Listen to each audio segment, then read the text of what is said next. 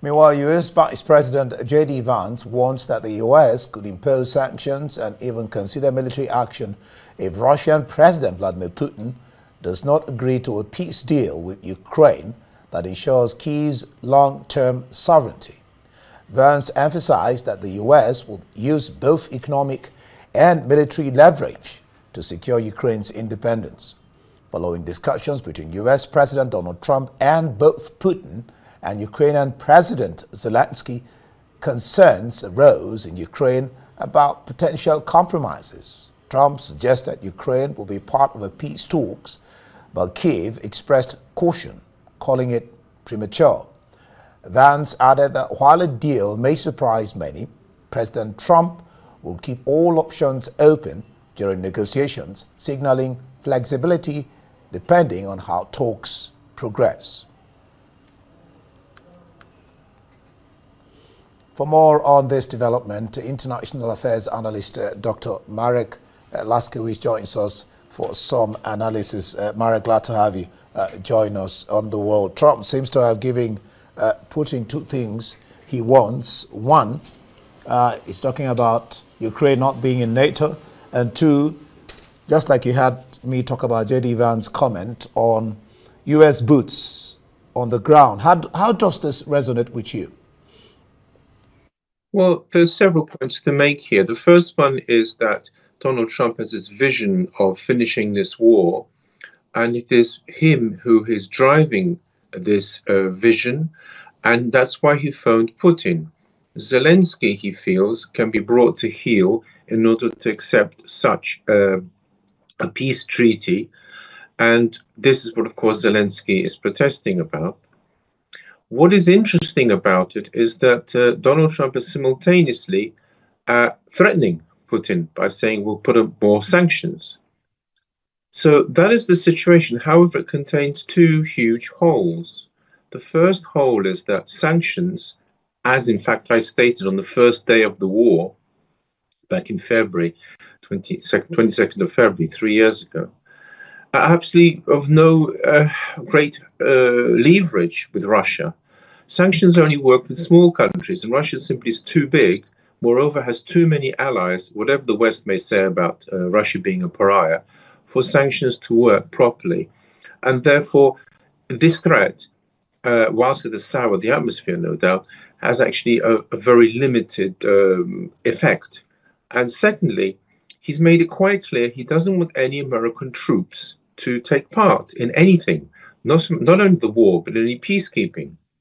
The net effect of this is actually to weaken Trump's stance. And already, of course, people have criticized that he should never have gone so far as to rule out NATO membership. In other words, his bargaining chips as well. So on the whole, it is a vision of him driving forward, but there are weaknesses in his position. As Zelensky was pointing out, just like Healy, we discussed this yesterday, saying no peace talks without Ukraine. I think that both Russia and America made it quite clear they will hold peace talks as they see it fit. But of course, Ukraine must come in. But please note one minor detail. Russia said Ukraine must take part, but not President Zelensky, because they don't actually recognize him as the president of Ukraine. A minor point, but it shows that, in effect, Ukraine is not being taken seriously here, a point which has, of course, irked President Zelensky, which is why he has gone on and on about how Ukraine must be involved. But there's no actual need, strictly speaking, for it to do so in the initial negotiations, and I suspect it won't be there, nor will Europe instantly. Yeah, he said that much. He says, "I won't talk to Russia at the summit. The only way to speak with Russia is Russia, US, EU. The only way to speak with Russia is US, EU, then Russia." But Vance talks about two leverages, which, of course, one you've discussed about, economic sanctions. Then he says military, and it's on the table. Now, they seem to be speaking across purposes, Vance, Hegseth, and Trump. What do you make of that? There are indeed minor differences, and this has happened before with President Trump. The trick is simply to concentrate on what Trump says, because that ultimately is the decision maker. And it's quite clear what his wants, but the general meaning of all three is the same. They do not want to spend any more money on Ukraine. They don't want to put Russian troops in there. Europe will have to look after itself. They are prepared to make a peace treaty, and that will be that. And Ukraine will be brought to heel. But if Russia refuses Donald Trump's offer, then they will at least put in sanctions and may well do more. So the general message is the same, but as you rightly pointed out, they are not actually singing from precisely the same script. Does or will this conference in any way or manner, or can it in any way or manner, be likened to the 1938 Munich conference on the Czech crisis then? Yes, I do not understand why Munich was chosen for such a very important conference, which potentially could be a game changer, because immediately Chamberlain in 1938 spring to mind. A very poor, if you like, memory in this very difficult situation. And it gets worse. Because, as I stated before in my books, I expected the West to eventually abandon Ukraine in some way and that Russia to win there. And this is precisely what is happening. A minor point, incidentally, is this. Chamberlain has always been described as a very weak man. This is not true.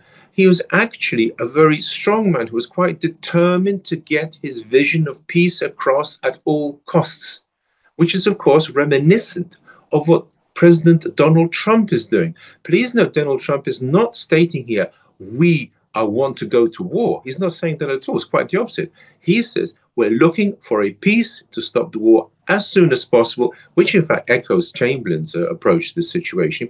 And incidentally, the fact that he's seeking disarmament with Russia and China reinforces this point. Trump is not a military man. He does not like wars. He does not want them. And yes, the echoes of 1938 and appeasement are indeed there.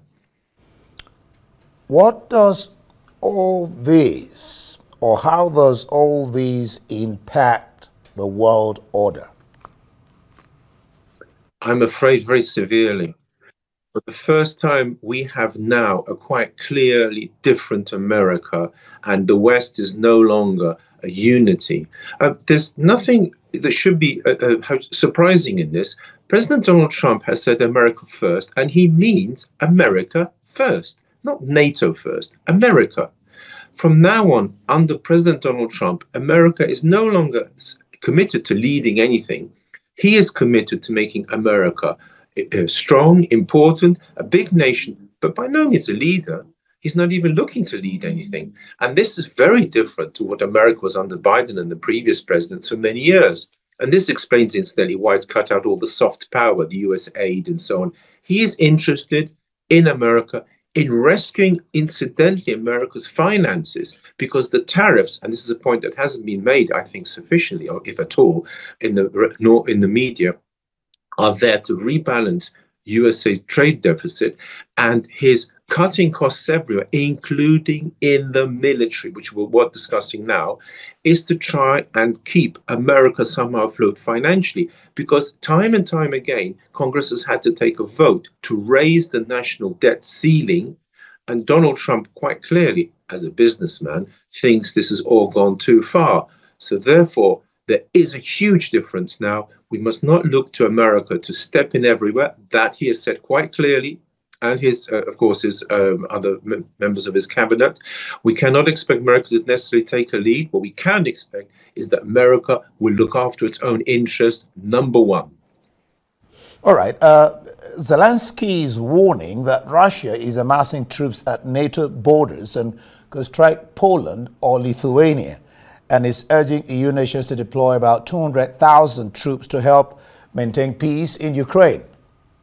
What's your sense of that? One of the problems with President Zelensky is he does come out with sentences which verge on the, how can you put it, the impossible or the fantasy. The United Nations does not employ troops to stop invasions. The United Nations solely employs troops to keep the peace, that is to say, to recognize frontier after negotiations have been concluded. So there's no question of the United Nations sending any troops. Number two, as for amassing on Poland and the Baltic states frontier, yes, I in fact predicted that after Ukraine, he'll probably, so to speak, nip off the Baltic states before an attack on Poland. And this is indeed a possibility.